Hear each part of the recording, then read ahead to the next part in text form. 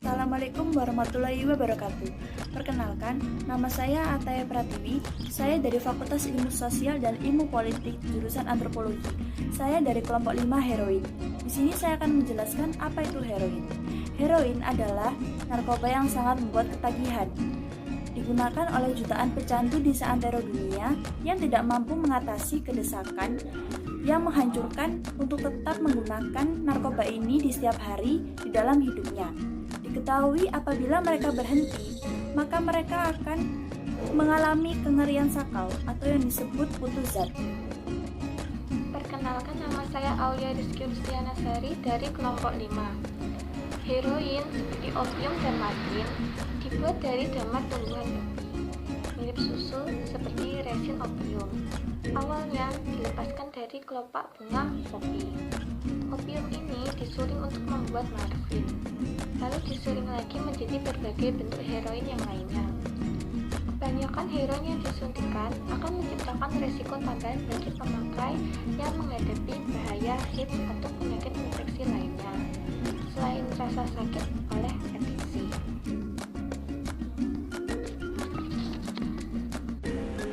Perkenalkan, nama saya Safira dari Fakultas Vokasi Prodi Kepariwisataan dari kelompok heroin. Dampak heroin bagi kesehatan, sebagian orang mungkin berpikir dampak buruk heroin akan terjadi bila dikonsumsi dalam jumlah banyak. Namun, faktanya konsumsi heroin menimbulkan sejumlah efek bagi tubuh, di antaranya yang pertama, pada jangka pendek. Pengguna bisa mengalami mulut kering, anggota tubuh terasa berat dan sulit digerakkan. Selain itu, cenderung merasa mengantuk, mengalami gangguan mental, singkat, mual, kulit terasa gatal, pernapasan cenderung lebih lambat, hingga konstipasi.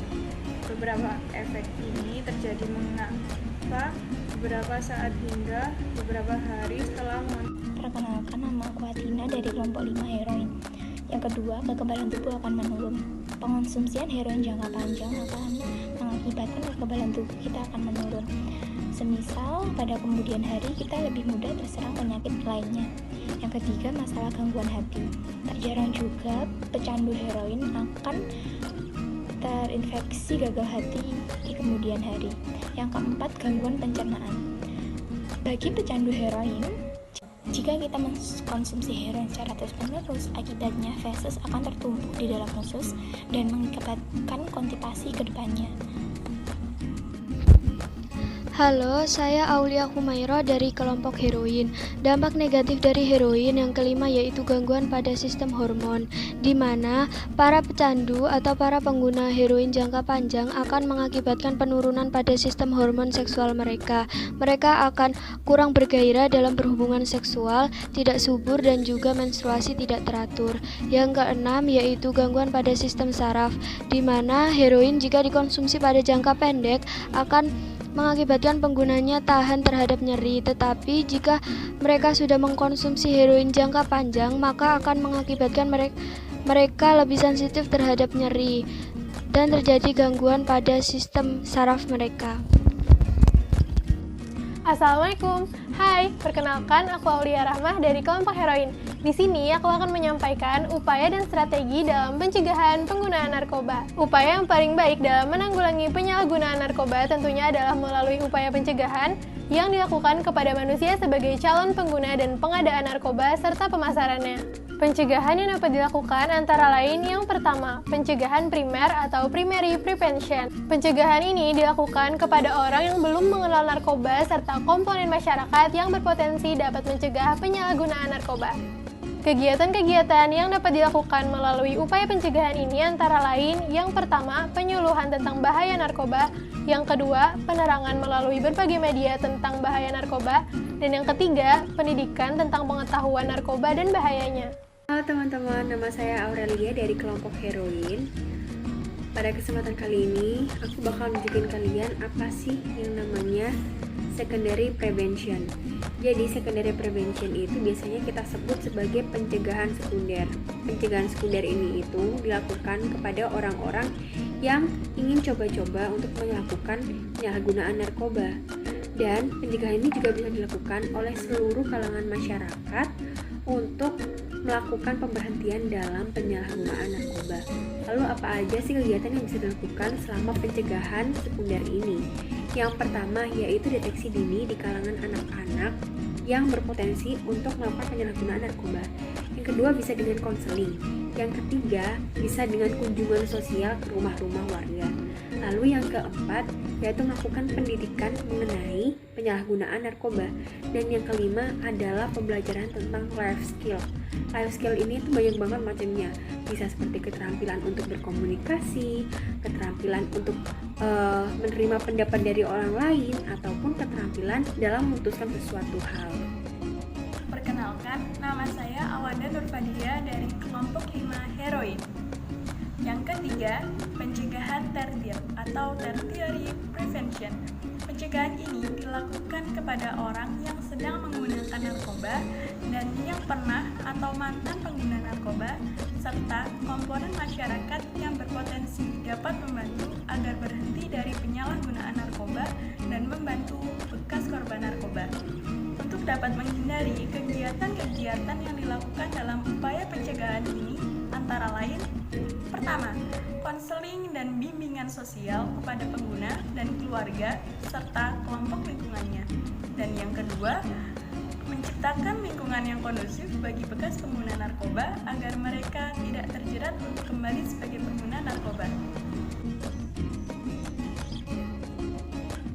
Assalamualaikum warahmatullahi wabarakatuh. Perkenalkan, nama saya Zelina Lina Elvareta dari kelompok Heroin. Selain pencegahan yang telah disebutkan, maka wahana yang paling berpotensi untuk dapat menghindari penyalahgunaan narkoba adalah dari lingkungan keluarga. Ada beberapa strategi yang dapat dilakukan orang tua dalam upaya pencegahan narkoba. Di antaranya yaitu: 1. Orang tua harus memiliki pengetahuan secara jelas tentang narkoba agar dapat memberikan pengetahuan dan pembekalan pada anak tentang betapa ganasnya narkoba dan bagaimana cara menghindarinya. Kedua, hindari kepercayaan diri yang berlebihan bahwa anaknya adalah anak yang sempurna dan tidak punya masalah. Ini perlu dilakukan agar secepatnya dapat mendeteksi apabila ada perubahan yang tidak lazim pada anaknya. Dan yang ketiga, jangan segan untuk mengawasi dan mencari penyebab terjadinya perubahan tingkah laku pada anak. Terima kasih. Perkenalkan, nama saya Auliasi Cayaningati. Saya berasal dari Prodi Kimia, kelompok 5 Heroin. Cek secara berkala kondisi kamar. Bila anak memilih kamar pribadi, pakaian yang habis dipakai, seperti isi kantong, aroma pakaian, dan lain sebagainya, tas sekolah, dan atribut lainnya. Dalam melakukannya, perlu strategi yang baik agar tidak menimbulkan konflik dengan anaknya.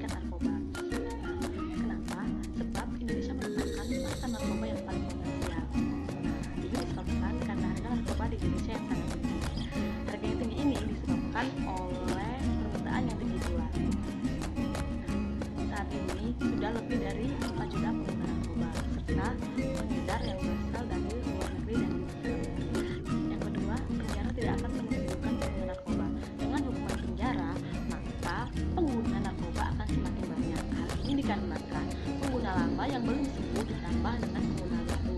Nah, untuk mengatasi hal ini dapat dilakukan